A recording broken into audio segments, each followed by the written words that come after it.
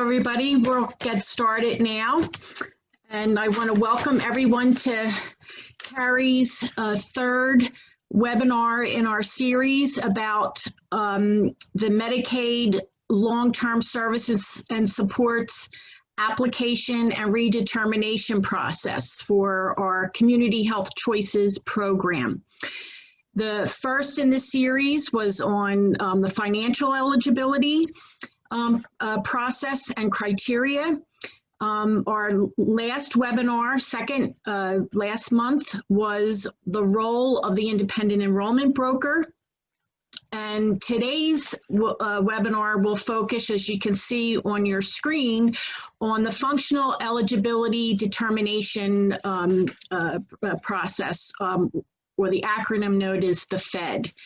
And so we will conclude our series next month with a webinar on the appeals for these applications and redeterminations. So I do want to mention that today our webinar is being recorded like the first webinar, and the slides will be sent to everyone that registered. They will be posted on our website, and the webinar recording will also be posted to Carrie's website, and you'll receive that information in follow-up after the webinar.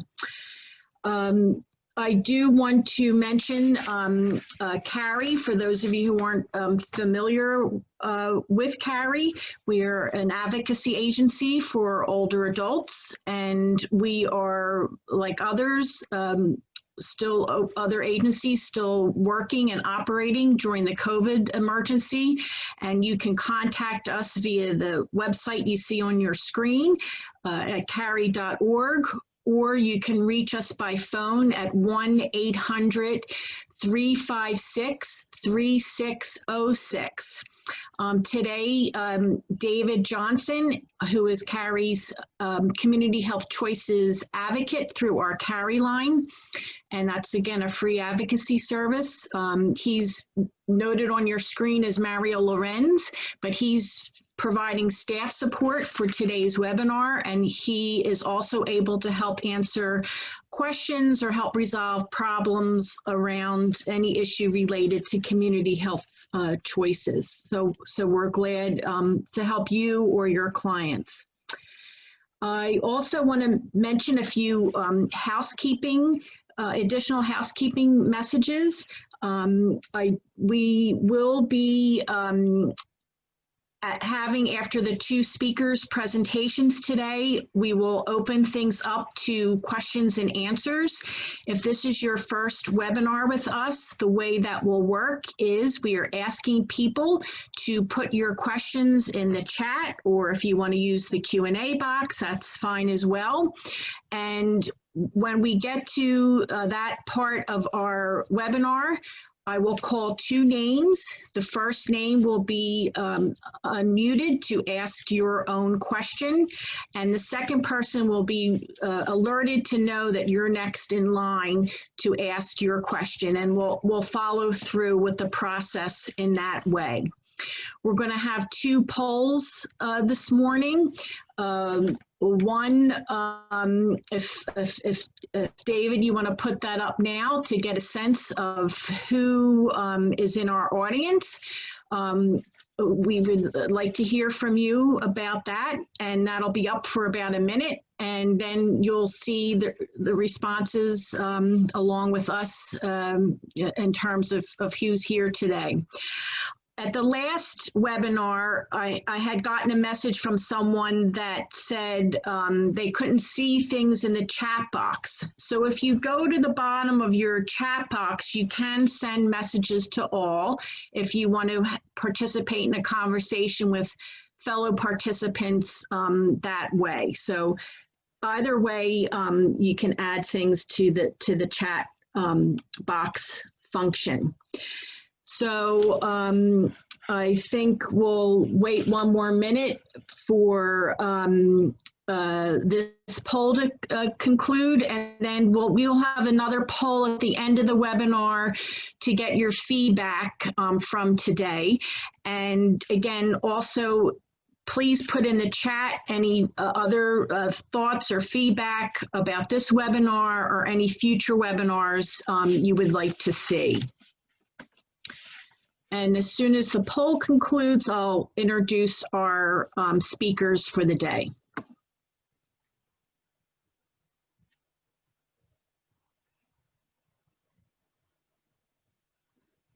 Okay, so it looks like we have a number of folks that work at a Community Health Choices managed care organization. We have a lot of volunteers with us today. Thank you for your service. And anyway, we welcome all, and we're glad you can join us. And like I said, feel free to contact us with any questions or concerns. So we're going to start our presentation today with Michelle Keck, who is the Quality, Compliance, and Support Specialist at Aging Well. And for those of you who are not familiar, Aging Well is part of the Pennsylvania Area Agencies on Aging, a private company that works it's a separate entity, but works to avoid some conflict of interest areas to be able to do the important work that they do. And Michelle will be followed by Kate Venegradis, who is a staff attorney at Community Legal Services in their SSI and Health and Independence units. So with that, I'm going to turn the floor over to Michelle. Thank you, Michelle. Thank you, Kathy. Can you hear me? Yes, we can hear you. All right, great. Thank you.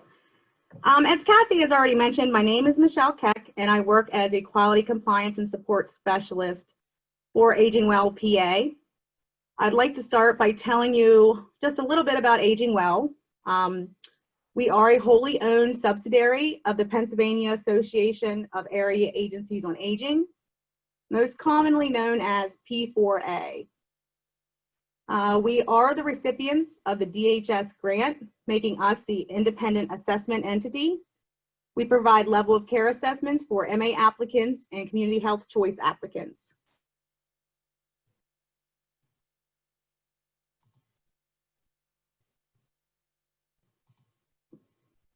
Next slide. Okay, today's presentation. Here's what I hope to cover this afternoon. I'll describe the Fed, talk about the assessment process itself, touch on the assessor roles and appeals, explain medical director reviews and when they occur, talk about clinical or level of care redeterminations, and hopefully answer any questions that you may have.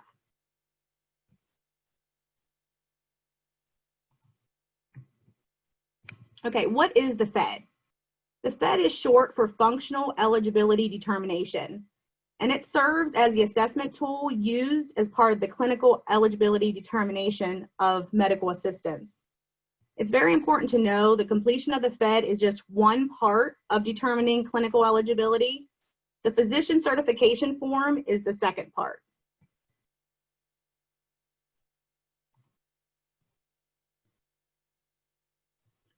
The Fed is a subset of questions derived from the larger inter-RAI home care assessment tool used by managed care organizations in community health choices. The inter-RAI assessment is a validated assessment tool. It was created by a multinational group of clinicians and researchers. It is used worldwide and in several states here in the US. Dr. Stephen Albert, Professor and Chair of Department of Behavioral and Community Health Sciences, University of Pittsburgh, was responsible for the development of the Fed. The Fed was reviewed by stakeholders and underwent 2 field tests comparing the results with the former level of care determination assessment tool. Now, one thing I do want to point out, one major place where the Fed differs from previous LCDs, the Fed focuses on function, which may or may not be result of a medical condition. So you and I may have the same medical condition and it has an impact on my ability to function, but not yours. Next, I'd like to describe the 6 sections of the Fed.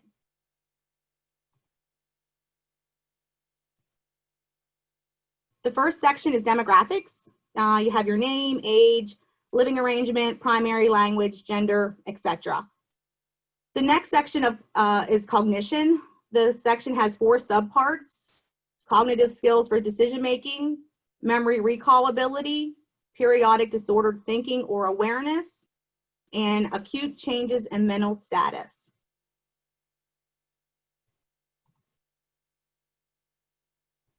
The third section is mood and behavior. This differs a little bit from cognition in that it has a more specific focus, such as wandering, verbal abuse, physical abuse, socially disruptive or inappropriate behavior.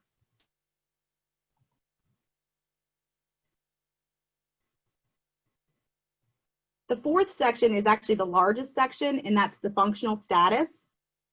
This section includes items for activities of daily living, locomotion, walking, and managing medications.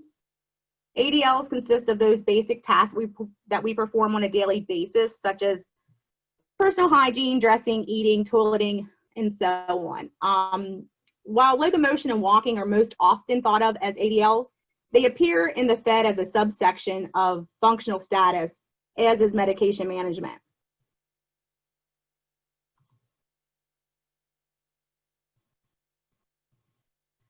The final 2 sections of the Fed is continence and treatment and procedures. Continence includes both bowel and bladder items, while treatment and procedures includes preventative measures such as blood pressure, dental, eye, hearing exams, flu vaccinations, mammograms, among a few others. It also looks at treatment programs such as dialysis and chemotherapy. Finally, it includes items related to current procedures like scheduled toileting programs, palliative care programs, and turning and repositioning programs.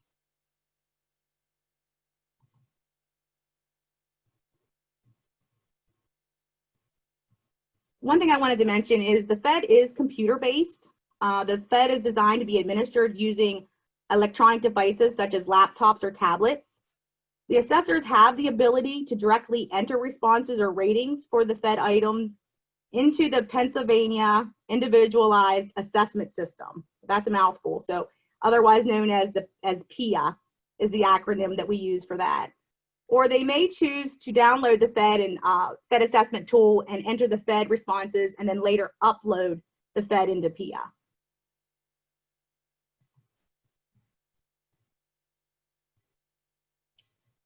Okay, Fed results. After all the items have been entered directly into PIA or uploaded, the Fed results are automatically determined by a built-in translator.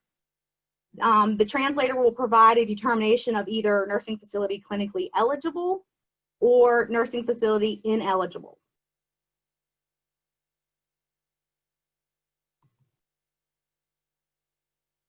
Okay, now I want to talk a little bit about the assessment process itself. It begins either at the independent enrollment broker or it can begin at the local area agency on aging when either entity receives a request. So either way, the assessment process can begin. The reason for having 2 places where one can begin is based on the idea of no wrong door.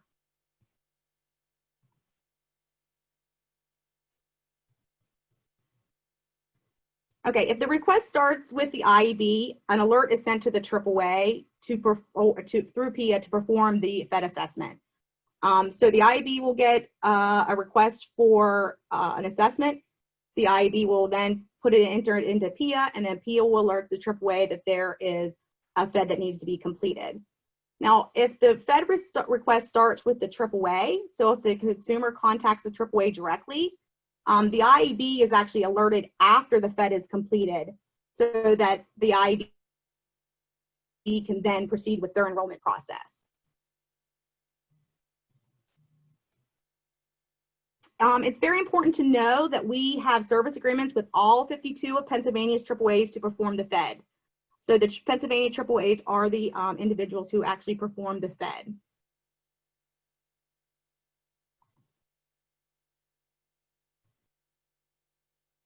Okay, so once we have a request for a Fed, the next step is for the AAA to contact the applicant to schedule the assessment.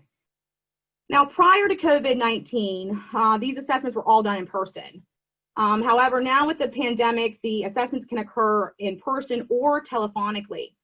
The AAAs determine which one of these to use based on the comfort level of the applicant and the current health issues related to COVID-19. We have exactly 10 working days to complete the Fed and submit in PIA.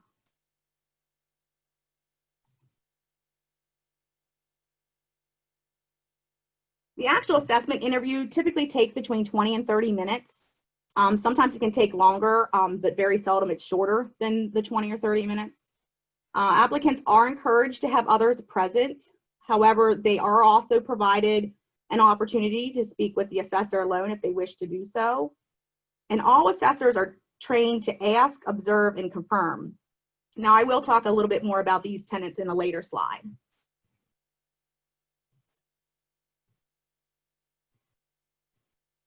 Okay. When the assessment interview is completed and there is internet connectivity, the Fed results are known instantly. It is important to note that an assessor can disagree with the Fed result. And when such disagreement does occur, medical director review by the Office of Long-Term Living can be requested by the assessor. And I will discuss medical director reviews also in a later slide.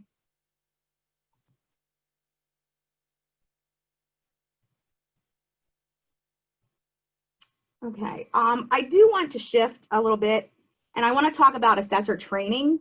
Before any assessors can complete their first Fed, they must complete online training to prepare them. The training includes 9 units on the Fed itself, 11 units on using PIA, 4 units on interviewing skills, 4 units on confidentiality training. All of these programs include a final exam, except for interviewing skills, which it has exam checkpoints built into it throughout the program.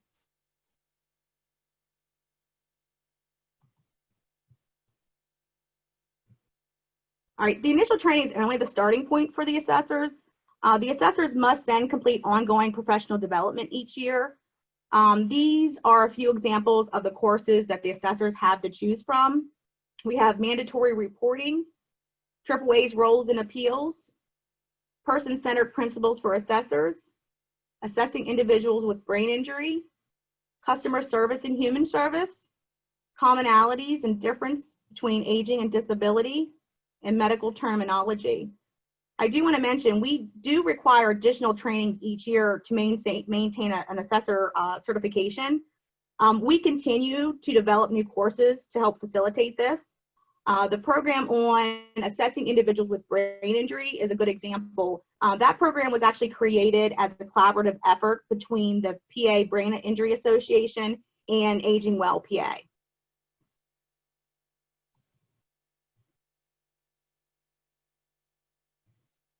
All right, I want to go back to the basic tenets for all assessors.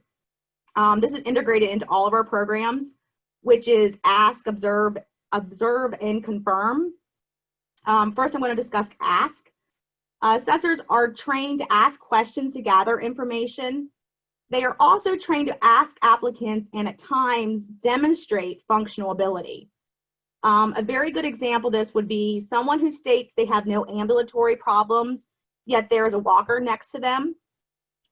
When asked to show the assessor how they use the walker, it is clear that they do have difficulties with ambulation. Another example may be if someone with suspected memory or recall problems, the assessor may ask the applicant to remember 5 words, and then later in the assessment interview, they'll check to see if they were able to remember any of the words. And then we have observe and confirm. Assessors are trained to observe both people and environment. When an applicant is saying one thing, but their significant other is shaking their head no, it alerts the assessor to confirm what is really taking place. Observation is also very useful when the assessor sees something in the environment that seems inconsistent with what they're hearing. I'll give you an example of that. An applicant indicates they have no issues with managing medications, yet there are several open prescription bottles with content spilled on the kitchen counter. In cases like this, the assessor will attempt to confirm by checking with family members or by asking the individual to describe the medication, when they take the medication, and what condition does the medication treat.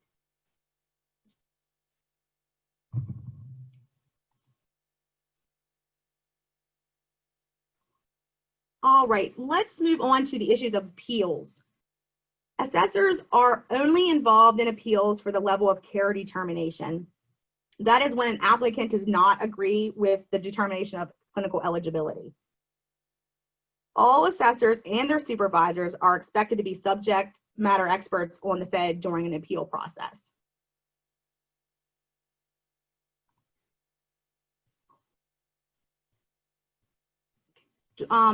Assessors or supervisors at appeals should be able to explain any of the ratings they provided on the Fed. This is possible because notes can be included with the Fed for any item that may be questionable. Taking a printed copy of the Fed along with the notes to the appeal hearing is a good way to remember specifics about a given assessment interview.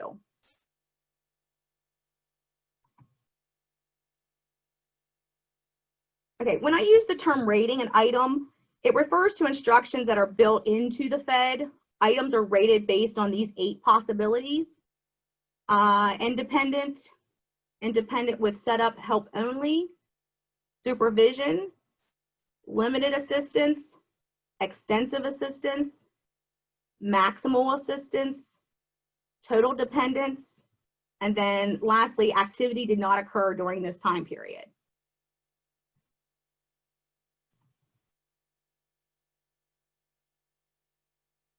Okay, let's shift to more information on medical director reviews. These occur anytime the physician certification is NFCE and the Fed result is NFI, and whenever an assessor disagrees with the Fed outcome. It is very important to note that the medical director review is the final determination in any given situation. Typically, the medical director will issue a determination within 3 days of the request being submitted.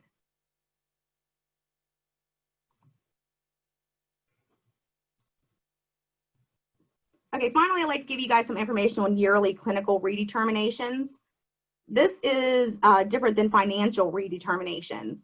The clinical eligibility determination occurs as a desk review we complete in PIA. A review must be conducted annually on all individuals enrolled in community health choices to reevaluate their clinical eligibility. The reviewer compares 2 sets of Fed data in PIA. This can be Fed data from the initial Fed to the MCO data, or 2 sets of MCO data.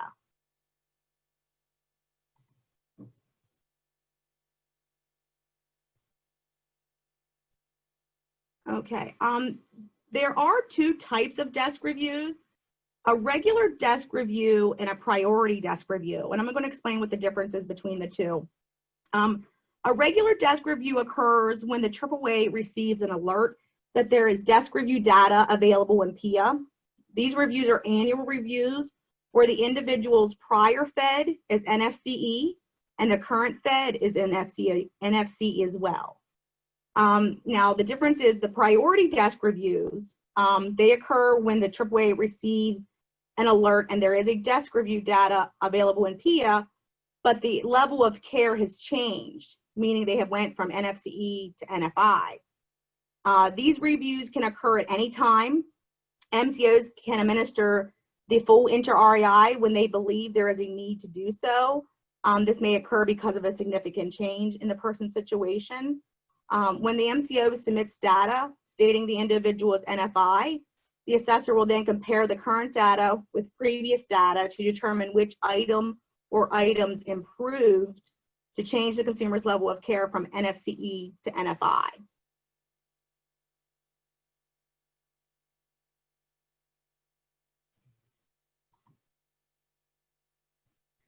With the priority desk reviews, we instruct our reviewers to use a standardized template. It allows them to note specifically where the change is seen between the two feds. The template is uploaded as an attachment in PIA, and it becomes part of the person's record.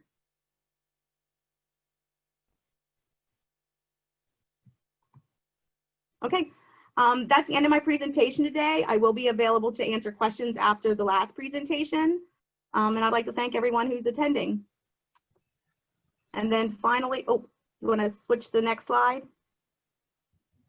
Okay, there's my contact information. So if anybody has any additional questions or want to reach out to Aging Well for any additional information, feel free to send us an email or contact us. So thank you, Kathy. Thank you, Michelle. That was a great presentation, and it really highlights the complexity of this process that folks need to get through in terms of becoming originally eligible, as well as through the redetermination process. And I should mention, as Kate's getting ready to go, we are concerned, and one of the reasons we're putting this series together, when the redetermination process starts in earnest, which has been on hold for during this public health emergency, there normally is a lot of churn or people that could lose services. So it's really important that people, pay attention to the redetermination process so they don't lose services, because while this part is automatic, they will need to respond to information that was addressed in our first webinar around the financial eligibility. So in any way, again, that Carrie can help. I'm glad to see folks putting questions in the box, the chat box. We'll be getting to those after Kate's presentation. So I'm going to turn the floor over to Kate. Thank you. Hi, thanks, Kathy. Thanks, everyone. I'm really glad to be able to present on this and to talk a little bit about the Fed tool and sort of how we use it when we're assessing cases that come to us at Community Legal Services. So we do have, among all the other things that we do in the Health and Independence Unit, which aims to help older adults and individuals with disabilities live independently and with dignity in their communities, we see people who have been denied functional eligibility because of their results on the Fed. And it can be, as Michelle kind of showed us, a little complicated in terms of how this works. And it's still a fairly new process. It's been, the Fed came out in April 2019. So it's been about 1.5 years of us just kind of like getting used to this and working through this. So next slide, please. So just a little bit of quick background, and Michelle covered some of this about how the Fed tool came to be as part of the Inter-I Home Care Assessment, which is the full Inter-I Home Care Assessment is, as many of you know, if you work for a CHC-MCO, is the Comprehensive Needs Assessment. And so the Fed tool is just sort of a subset of that.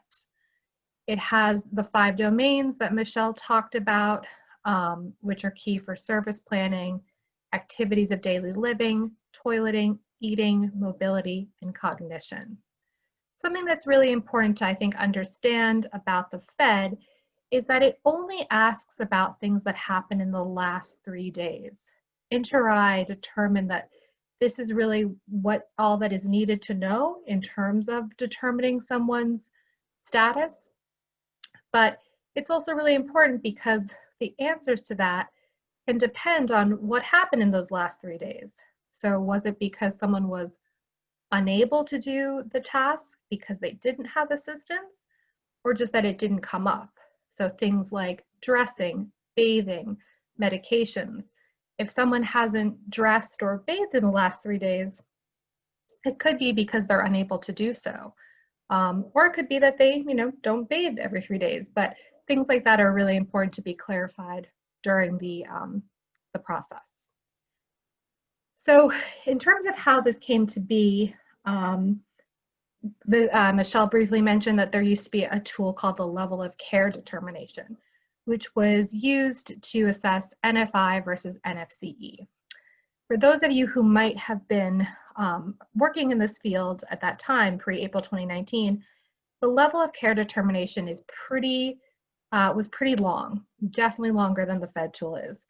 And it was a little bit more subjective. So the Pennsylvania Department of Human Services wanted to sort of streamline the process. But in doing so, they were very, very clear that they were not changing the definition of nursing facility clinically eligible, or the standard by which someone would become eligible. And it's important to note that, because to do that, they'd actually have to go through a full regulatory approval process, and the Fed did not go through that. So it's not an official definition, it's just an assessment tool. The standard is still the definition of NFCE, which we'll go through shortly. The level of care determination was considered to be a gold standard, but it was really, really long and a little bit hard to use. So in order to ensure that this new tool really did kind of mirror that, Pennsylvania Department of Human Services did a good amount of testing where they administered both tools, the LCD and the Fed, to 100 individuals, and then looked to see whether their outcomes were the same for the two tools. And at first the answer wasn't exactly that they were the same. At the highest and lowest levels of functionality, they were, but for people in the middle, it was a little hit or miss, and there were some concerns with validity. So Pennsylvania Department of Human Services did make some changes, especially around activities of daily living, which, as you'll see, are a really key part to the rating or the scoring of the Fed tool. And these changes, I think, have definitely helped make the tool work better. It's not to say we think it works perfectly all the time. Obviously, based on that, we see cases where it doesn't work, but there was some development and back and forth there. Next slide, please. So here's the picture of one of the pages of the tool itself. The tool, along with the translation matrix, which is sort of how you score the tool, have been, will be sent around to all of the participants, but Kathy has these PDFs, and I think they might also have been included. They're in the chat as well, I see. So the first item is the Fed tool, which is what we're looking at now. This is a portion of it. This is page 3, section D, on activities of daily living, for which Michelle showed the ratings, which go from 0 to 8. And when we look at the next slide, which will be later about the tool, you'll see how this corresponds to one of the columns for scoring. So this item is asking about things like bathing, personal hygiene, dressing, walking, locomotion, toileting, toilet transfer, and eating. Basic ADLs. And for each of those items, the assessor is going to determine whether the person is independent, needs supervision, limited assistance, extensive assistance, maximal assistance, or total dependence on someone else. So there's sort of a full spectrum of what type of independence someone has with this task and what need they have. And the definitions, I think, are really helpful to look at, because when people talk about what they need help with, they'll generally say things like, yeah, it's hard for me to get up and walk around, or I have difficulty putting on my shoes. But this really tries to break it down very, very specifically in terms of how high is that level of need.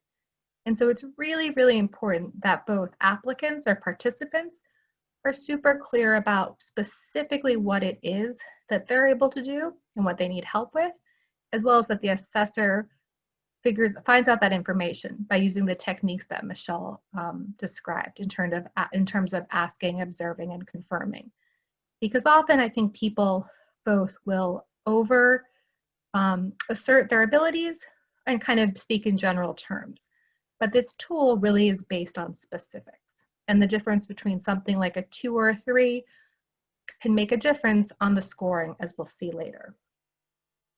And as I said before, one of the scores is 8, activity did not occur. And this is where it's really important for the participant or applicant to be clear with the assessor as to why that activity did not occur. Because someone might say, I haven't bathed in the last 3 days because my kids weren't here to help me. and I'm unable to get in or out of the bathtub or use the shower on my own.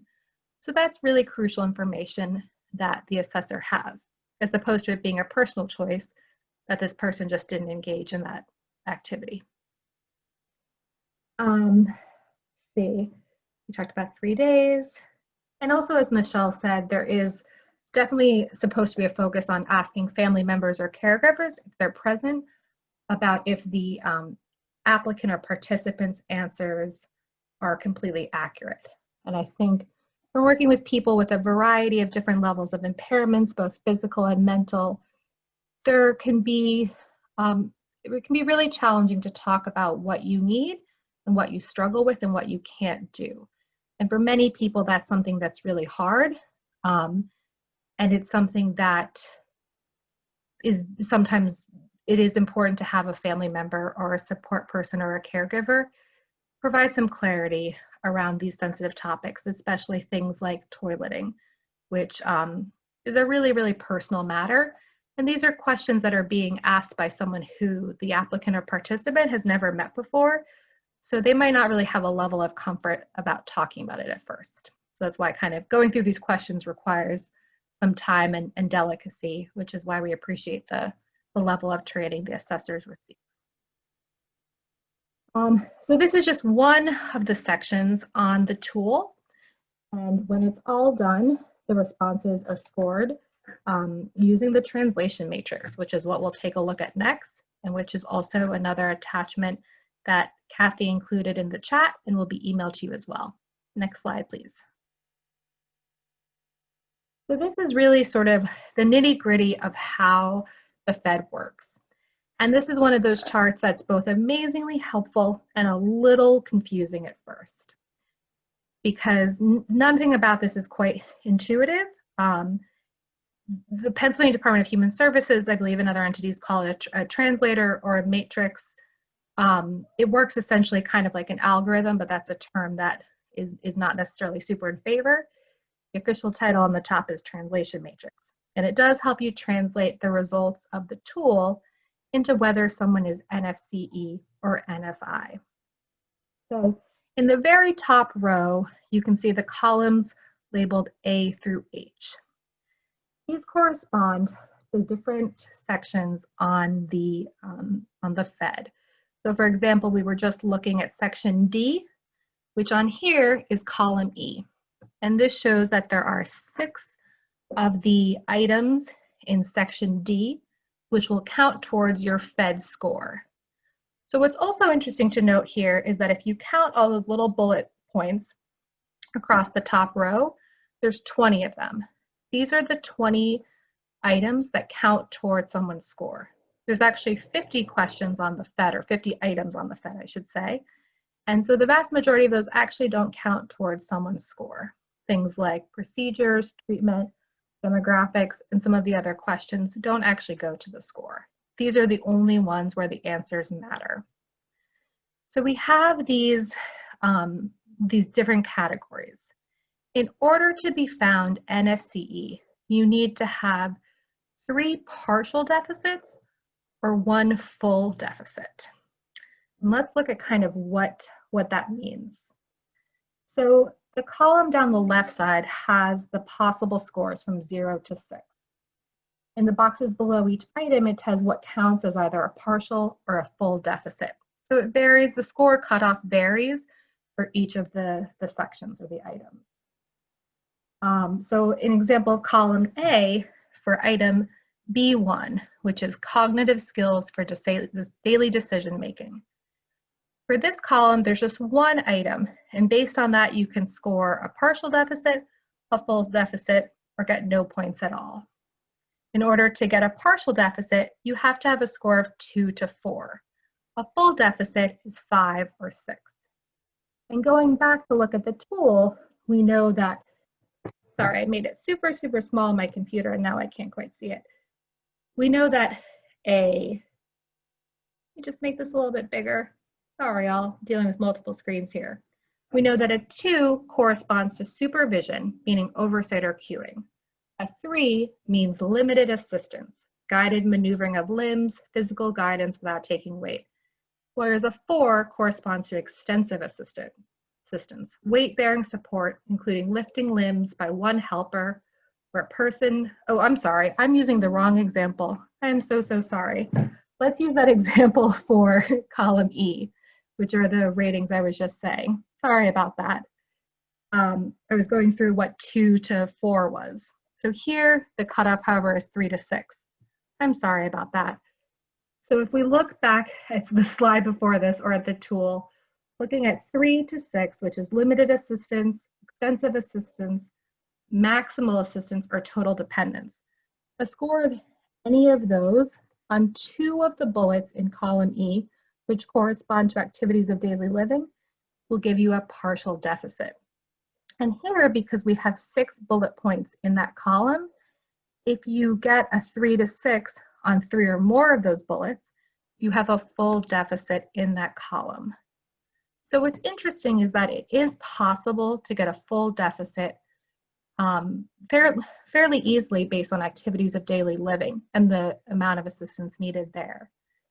In some of the columns we have here, it's not possible to get a full deficit. And you see that with B, C, D, and G. So no matter how much help someone needs with medication, no matter how difficult, how much difficulty they have with memory, or how much mental function varies, or disorganized speech or distraction, that alone is not enough to qualify as NFCE. So those would have to be paired with other partials, or there'd have to be another full. Sorry for that confusion. I was looking at multiple slides and screens and started getting a little confused there. So in order to really decipher Fed results, you essentially need 3 things. You need somebody's completed Fed, which can be obtained by contacting Maximus, and you need a HIPAA release if you are not the participant or don't otherwise have access to their health records.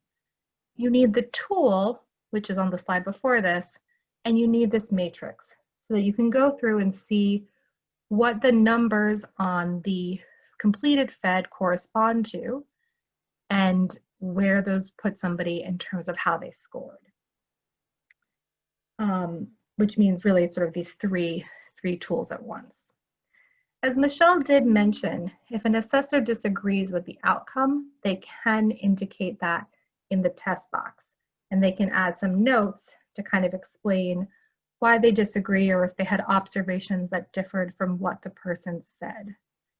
And since we're looking at some of these things which can be observed, like walking, how someone is presenting in terms of their behavior, their memory, those are things that can easily be observed, but there's other things that are harder to ascertain from an in-person visit, and obviously now with us doing telephonic assessments. So things like medication, decision-making, something like bowel continence, those are really questions that have to be delved into to more carefully and can't be observed easily. All right, so sorry for that confusion earlier, but I think that's probably sort of all we need to cover on this tool at this moment. I understand if there's questions because it's definitely not the most intuitive tool there is, and I think it honestly takes a little bit of time to kind of go through completed Feds and play around with seeing how the scoring works to really understand what changes the results. But as I'll say, you can see that things that really count towards a lot and can give somebody a lot of points towards being found NFCE are really things like activities of daily living, because needing a lot of assistance there on just 3 of those items, if you score as much as a 3, which I believe corresponds to limited assistance, or let's just double check that.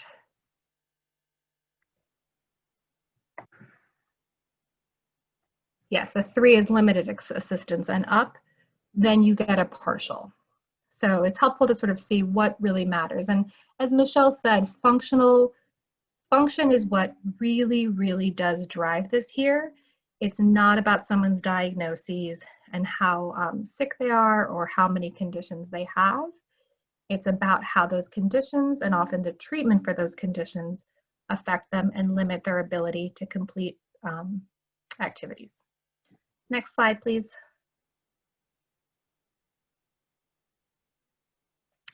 So as I mentioned before, the definition of nursing facility clinically eligible is still what controls whether somebody is found NFCE or NFI. And the FED is the tool that is supposed to be used to determine this. And that's what InterI worked on when they played around with this and came up with the tools, and PADHS adjusted it accordingly. So this is the full definition, which is pretty long.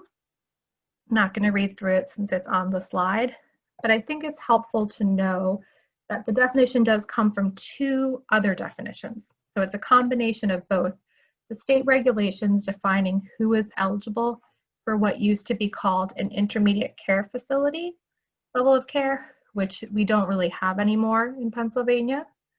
And then the other part of the definition is the federal Medicare regulations defining who is eligible for Medicare coverage in a skilled nursing facility.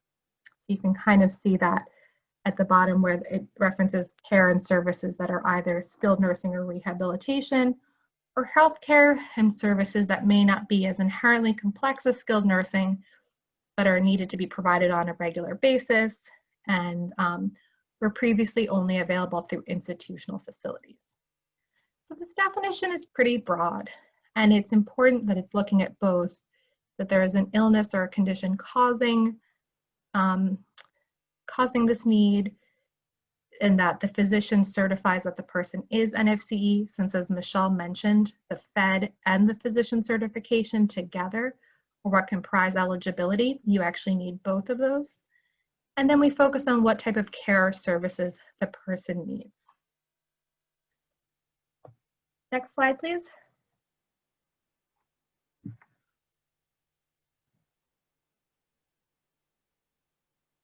So if after having the FED assessment done, the participant or applicant is found NFI, they're issued a denial notice by the Office of Long-Term Living. And this notice includes full appeal rights, which allows somebody to immediately file an appeal.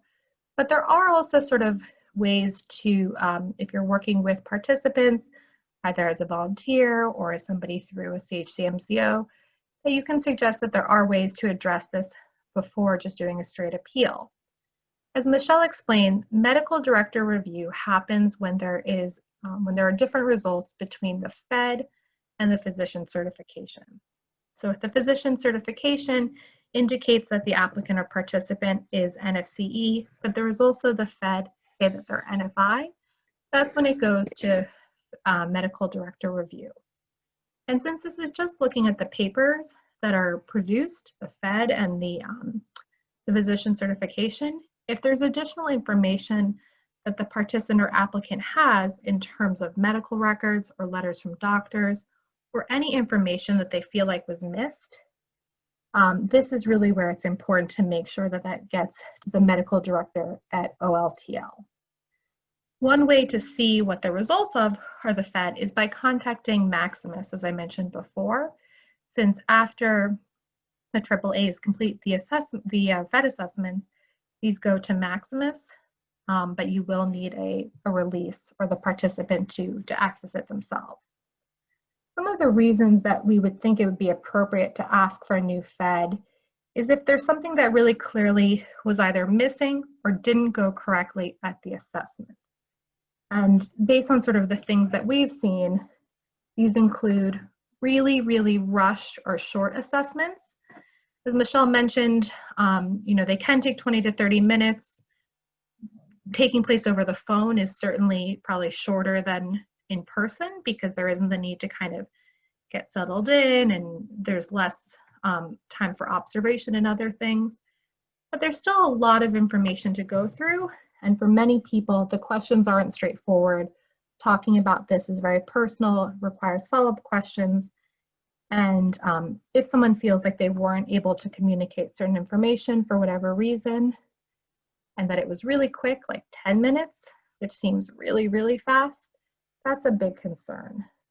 Another one that can come up and really shouldn't, but just to explain it, is if for whatever reason the assessment is done in a language that the participant or applicant does not understand.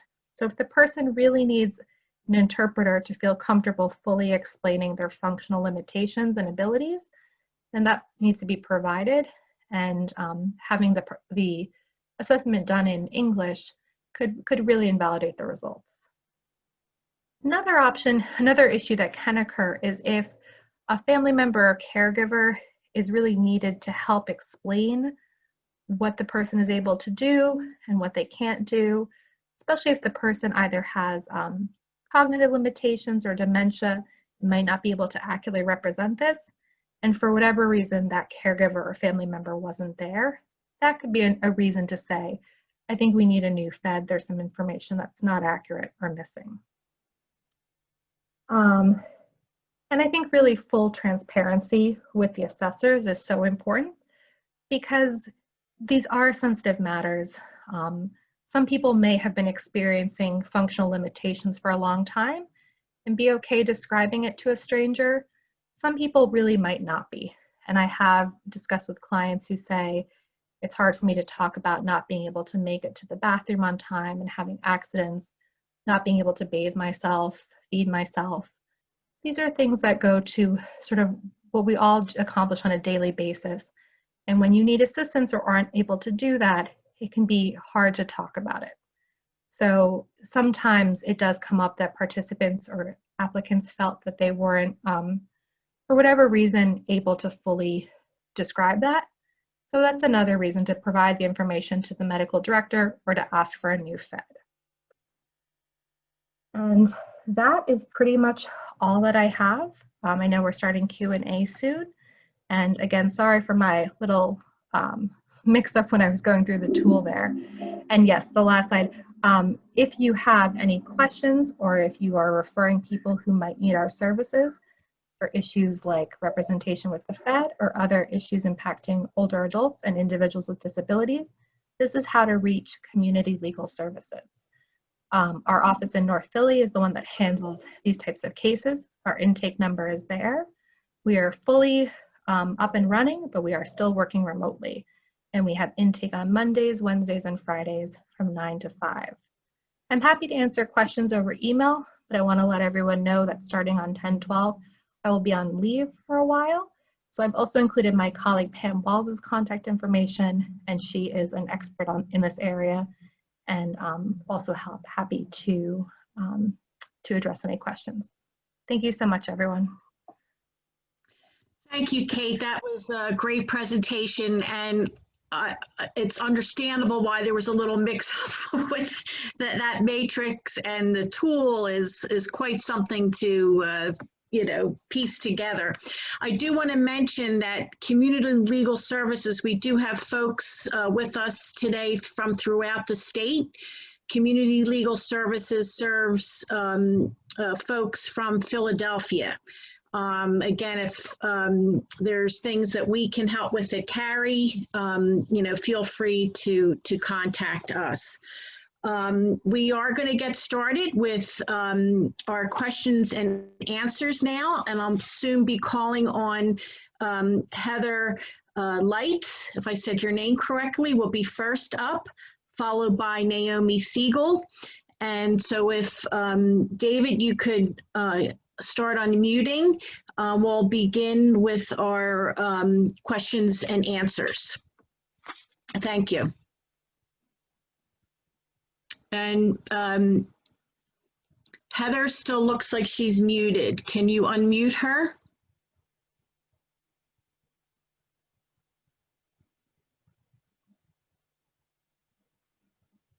Oh, Heather, I'm getting a message. You have muted yourself. Can you unmute yourself? And David, start unmuting Naomi. Oh, wait, there's Heather. Okay, Heather, you have the floor. Go ahead. Thank you.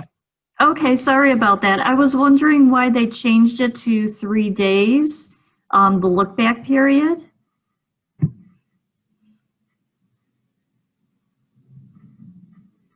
I can answer. This is Kate. My understanding from our knowledge of the INTERI and from discussing this with Pennsylvania Department of Human Services is that based on the extensive research the INTERI consortium did, they determined that that was what was necessary to ascertain NFCE status.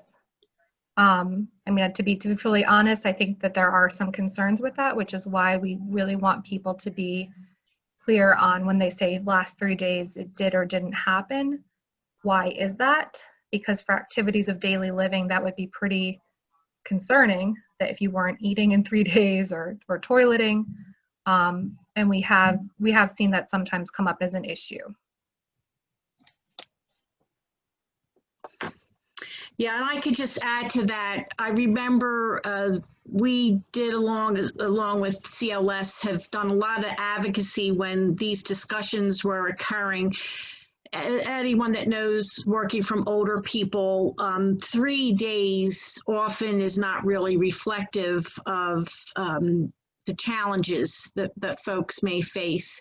So I think, again, this is why it's important to really have a good understanding of these tools and options when it doesn't really match what that individual's abilities and needs. But I think that's a great question. Okay, so we're going to move on now to, unless Michelle, was there anything you wanted to add to respond to that? Yeah, I just wanted to jump in. I just wanted to reiterate what Kate said, the importance of being open and honest with the assessor during the interview process. The assessor, like I had mentioned in my presentation, the assessor does have the ability to disagree with the outcome of the Fed. It is obvious that an person's entire situation is not going to be captured fully with all the items in the Fed. So it is quite often that the assessor will disagree because they feel the full picture has not been fully captured within the Fed. So one way to make sure that the determination is made and taking into account the entire situation is making sure that you are open and honest with the assessor, and the assessor can make additional notations down while doing the interview. And then at the end, if the assessor feels fit, they can disagree with the outcome if it's not the outcome that the assessor feels it should be. So it is very important. So I just wanted to reiterate Kate's point on that. Thank you. That's very helpful additional information. So following Naomi will be up next, and following Naomi will be Amanda Schrader. So Naomi, the floor is yours. Can you hear me? Yes. Okay, so my question is, I'm a hospital social worker, and we have unfortunately seen cases where people look upon the waiver program and CHC as ways to make money. And we've seen situations where people aren't getting the care they need, but they're still taking the checks. We had a couple guardianships we had to do last year on those. We are seeing situations where applicants, really more applicants' families are pushing doctors to sign NFCE, and we are having to coach the doctors through, no, you really don't need to unless you feel it is. And what I'm trying to find out is if you're seeing situations where the family members are coaching individuals to fake disability to try to become NFCE. And again, I'm not accusing a lot of people of fraud. I'm saying that we're having this problem not from the applicants, but from applicants' families who see an easy paycheck. Thank you for that question, Naomi. Kate or Michelle, do you want to respond? I can go ahead. This is Michelle. I would respond. It is very important, like you said, we know that the clinical eligibility is, the Fed is one part, and the physician certification is the second part. So it is very important, one, like you said, what you're doing on your end by coaching the physicians into making sure that they are taking into account the full situation and they are marking the correct item on the physician certification and not just taking pressure from the family. And then, of course, on our end, when we're doing the in-person Fed, we do have the ability to observe what's going on in the household. If we feel that there's a possible situation where, what they're telling us is not the actual correct information, we can notate that in the Fed, and we can disagree with the outcome of the Fed if we feel that it's valid to do that. And then with the physician certification, we can send it off for a medical director review and have a final review on all the information provided. I can say that I haven't seen that very often of any reports to that nature, which we don't handle reports of fraud. That would have to go through Office of Long-Term Living or a county assistant's office if it's a fraud on that end. So that's just kind of what we're seeing and what I would advise. So, thank you. Okay, next is Amanda Schrader. Getting a message from David. Amanda, it may be that you're not able to unmute yourself. I'll give you another moment to try. Otherwise, I'm going to find your question. Following Amanda's question will be Deborah Elko. So Deborah, if you could get ready. And let's see if I can find. So Amanda wrote, will you be reviewing what the process is if the Fed looks like they should have been NFI, but they were given eligibility for CHC?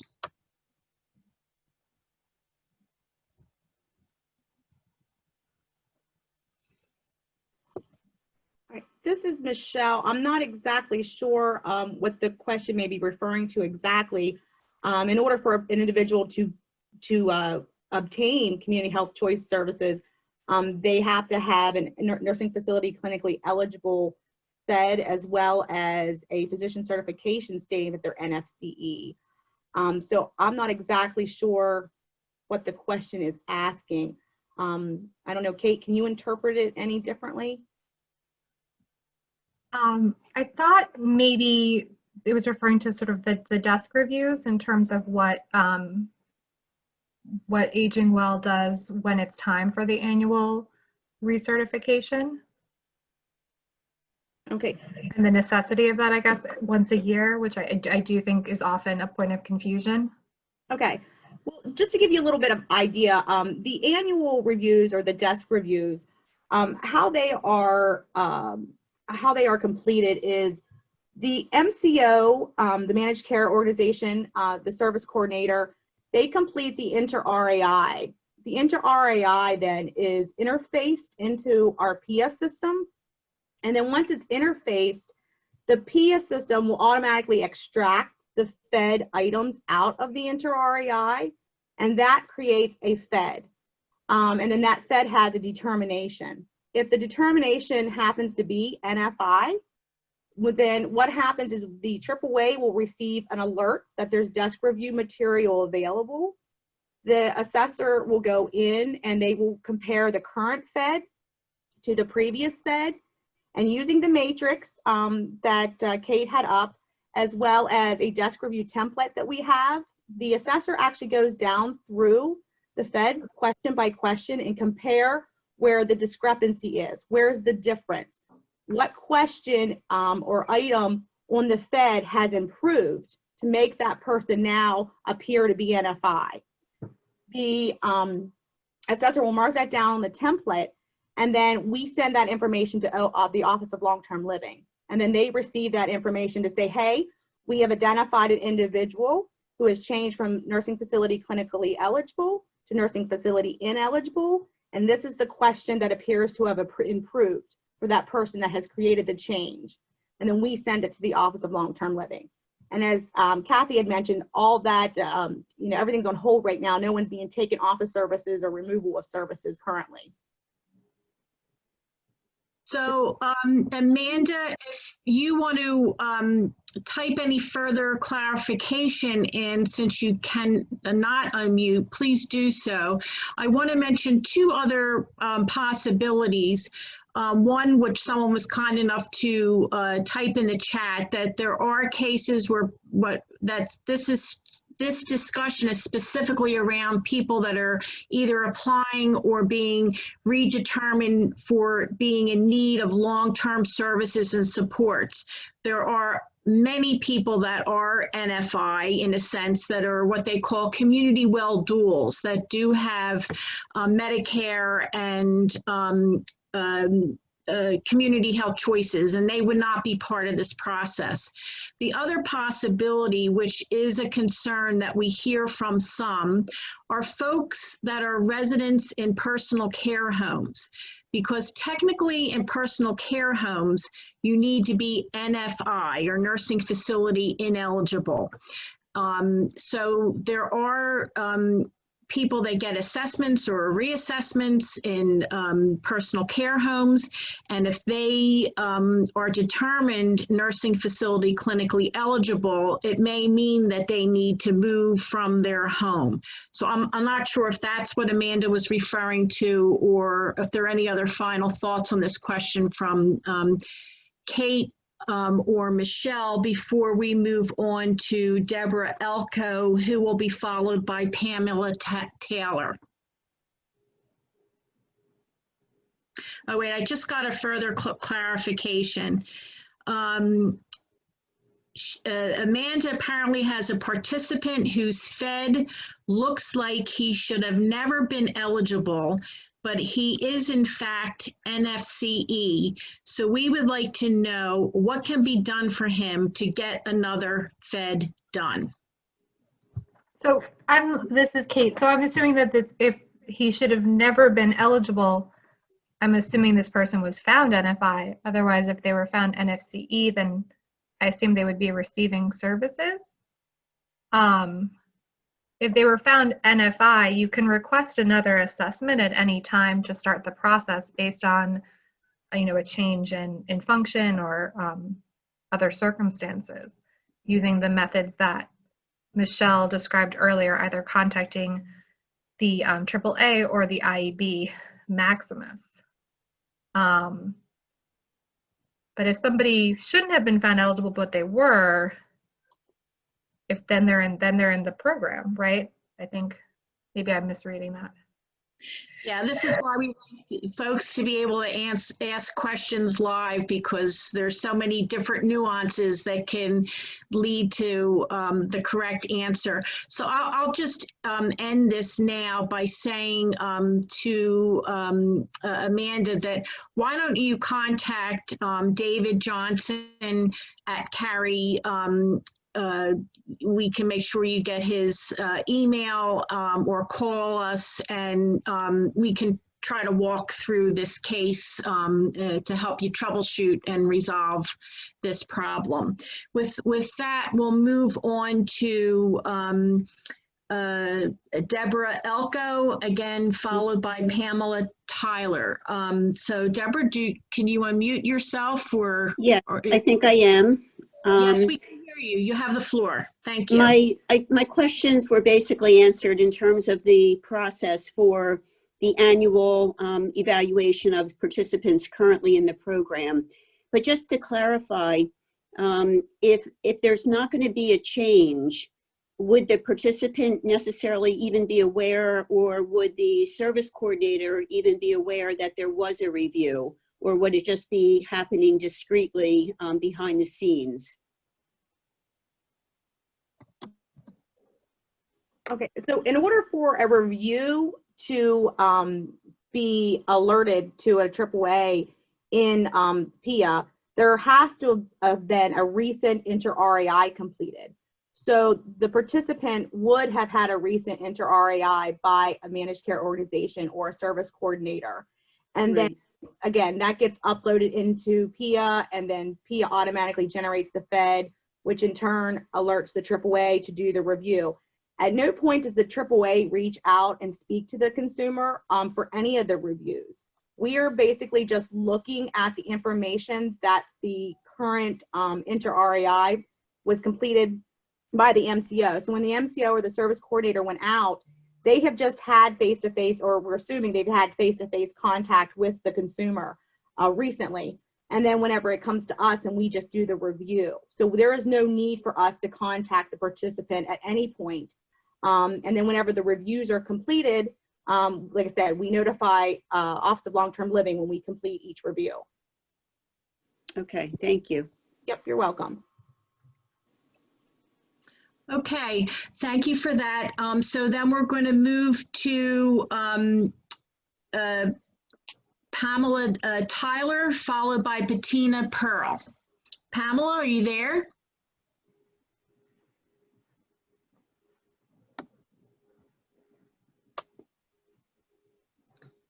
Go ahead. It looks like you're unmuted. I'm not sure if you're able to ask your question, Pamela. Okay, maybe while Pamela's getting checking her audio, Bettina, did you want to unmute yourself and ask your question?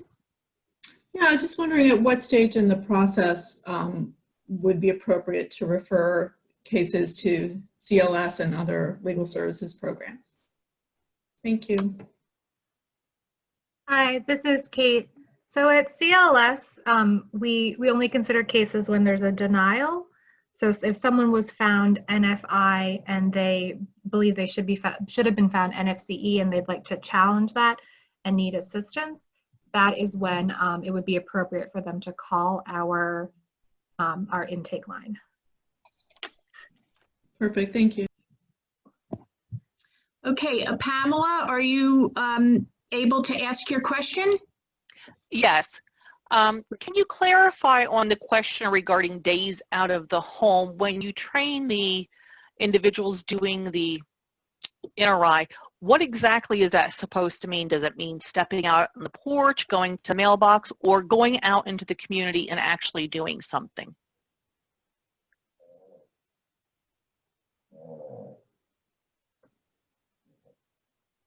Michelle, I'm not sure.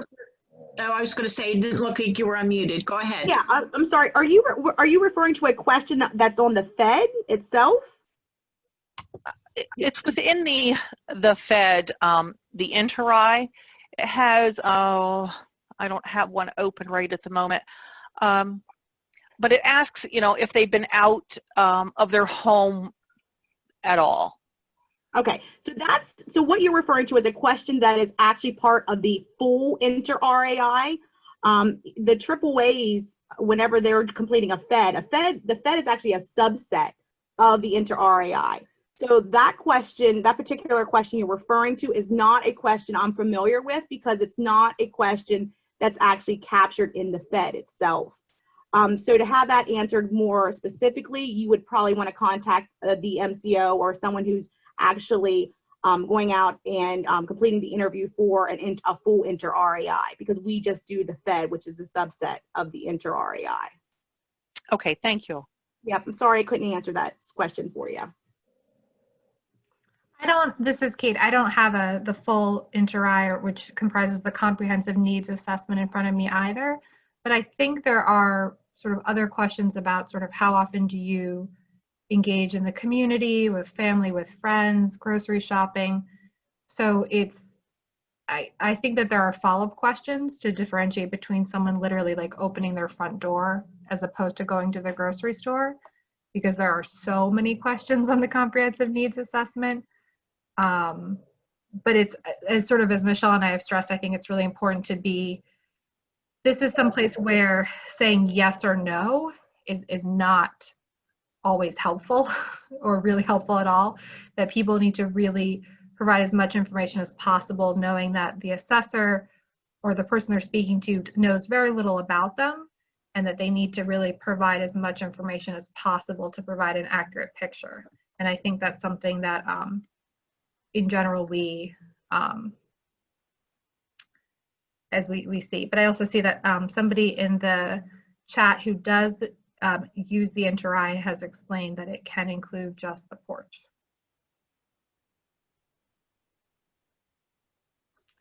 Okay, right now we have exhausted all the submitted questions. I'm going to give folks that are with us a few more minutes to type in any last minute questions. David's going to post our poll now to just give us some quick feedback about today's webinar. If you could also take some time to type any feedback into the chat as well, that would be most appreciated, as well as any ideas for future webinars or topics. And as I mentioned earlier, we are going to conclude this series next month with, while we did touch on some aspects of the appeals today as related to the Fed, we will be doing a comprehensive presentation next month on appeals, which is another complicated aspect of this whole process. So anyway, please, we appreciate your feedback on this satisfaction survey and the comments and feedback you're sharing in the chat. And not seeing other questions. So it looks like we'll be able to give you some time back into your day. And we'll wait one more moment, but oh wait, I think we have a question in the Q&A. Okay, so we do have a question. I don't know if Loretta, you can unmute Loretta Dugan. David?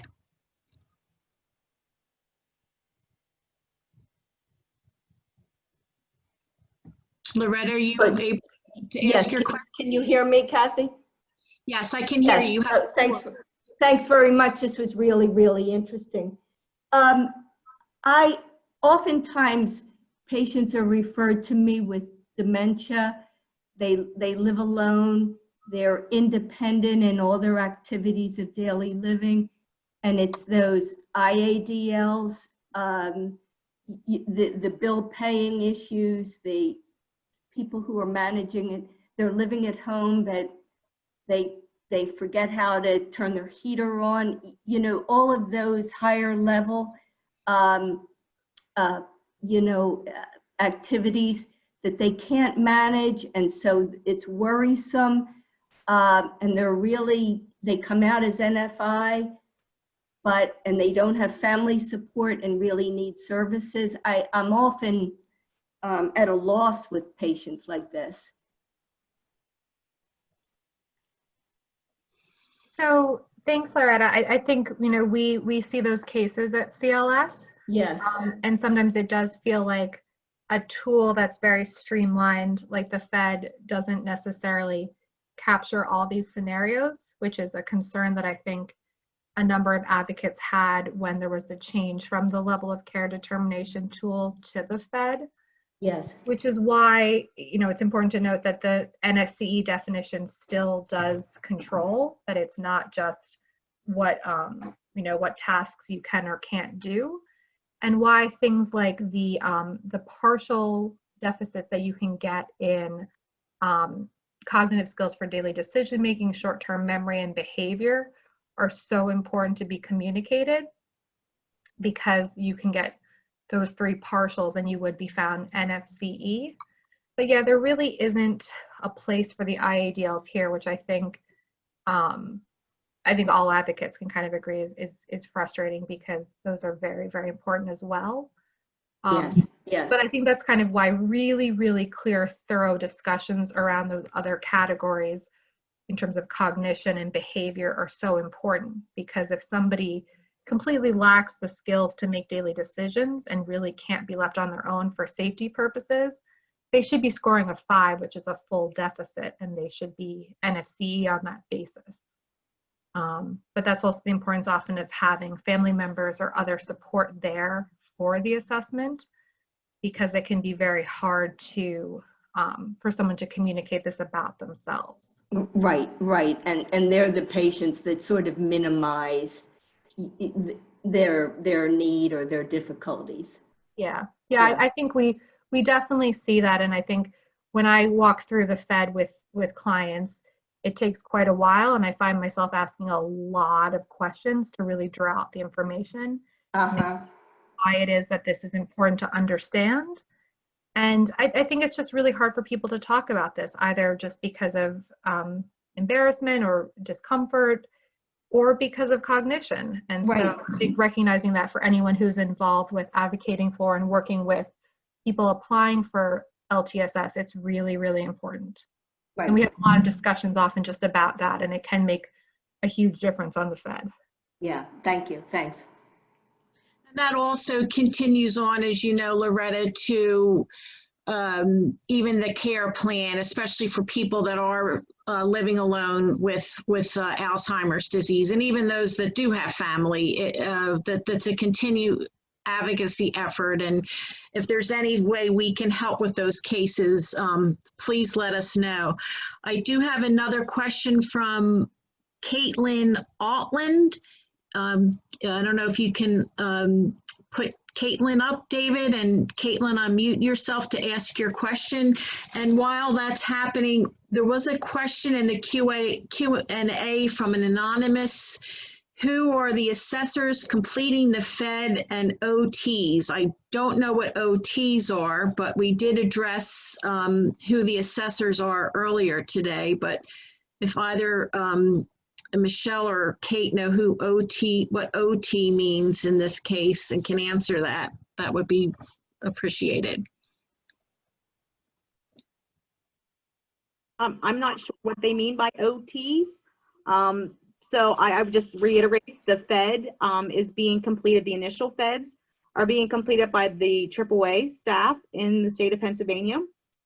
We do hold a contract with all 52 AAAs in the state of Pennsylvania, and they are the ones who conduct the interviews and conduct the Feds. And then also, like I stated before, whenever we were looking at the annual redetermination, the Fed is actually being pulled from the inter-RAI that's completed by the service coordinating entities or the managed care organizations. So that's who's completing the Feds. Like I said, I'm not sure what is meant by OT. Kate, do you know what they mean by OT? I'm not familiar with that term. No, I'm sorry. Yeah, neither am I. So that's 3 strikes, that question's out. Unless the person wants to further clarify in the chat or the Q&A what that is. So it looks like Caitlin is not able to unmute. So I'll read her question, which is: once eligibility is lost due to a CAO issue, how long does it take for the member to become reactive after they have turned in all requested info paper into the CAO? So Caitlin, that question would probably be best answered by our underneath our first speaker, which is more around the financial eligibility. But it's such an important question, especially once the redetermination process starts up again in earnest, which could be as soon as the end of October or into November, when the national public health emergency sounds like it'll be coming to an end. And I know from last week's MAC meeting, the Medical Assistance Advisory Committee meeting, they were saying that the concern is the longer they wait to start the redetermination process, the more backlog and problems there may be. So I don't know if either speaker could answer this time question, but again, this is a very critical issue that we want to see the people not fall and lose their eligibility or have any gap in services. So this is Kate. I can speak at least to what was happening sort of prior to the public health emergency, which is that once the issue is resolved, the CAO is generally able to reactivate the home and community-based service eligibility right away. However, there is a distinction between being eligible for home and community-based services or waiver services as an LTSS option, as opposed to CHC eligibility. So they don't do retroactive CHC eligibility automatically. So if somebody was terminated and they were off the waiver, but they were still receiving services for whatever reason, someone was still providing them, in order for that, those payments to be made, they actually have to make a request, and it has to be in a special exception, because that is not automatically done. The CHC MCO is not automatically paid if they're not providing any services. So there's a distinction there. Although I am concerned, I think, as Kathy suggested, about what will happen when the public health emergency ends and there's a lot of termination. So I imagine it will not be as generally quick a process as it was before, but at least in our experience, when we work with the CAOs, we have pretty good relationships there. And once everything is turned in, it was pretty quick that someone's eligibility is restored. And if you're not finding that to be the case, please reach out to us, or, again, we'll be getting into more legal services discussion next month around appeals, because again, it's hard enough for people to get these services started, let alone to have them then, stop in these kinds of situations. So I'm not seeing any other questions. Hopefully, Caitlin, we answered your question. And I want to, I can give another quick minute as I'm wrapping up here, in case there's any other last minute questions, but I do want to thank everyone for their time today, for participating, and a special big thank you to both Kate and Michelle for a very informative presentation. And I'm glad all this information is archived, because I know we all may want to go back and digest it a little bit more. But again, thank you to both of you and our participants, and stay tuned. You will all be receiving the slides and archive information from today, as well as an invite to next month's webinar that will be about appeals. And I think with that, since I don't see anything else in the chat, we can conclude today's webinar. And again, stay safe and stay well, and thanks to everybody. Take care. Thank you, Kathy. Thank you. Thanks, everyone. It was a pleasure to speak to you all.